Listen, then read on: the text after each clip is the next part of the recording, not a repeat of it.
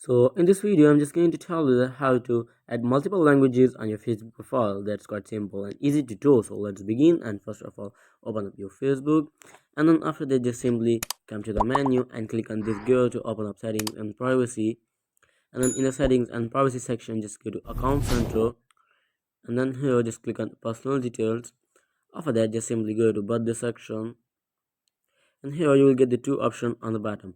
Just who can see your birthday on Facebook or on Instagram. Just simply click on Facebook one and click on change visibility on Facebook.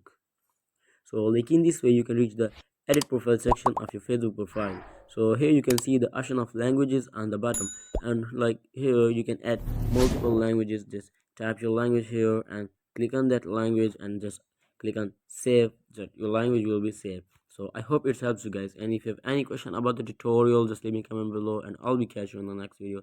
And if you don't, just like and subscribe. Thanks guys.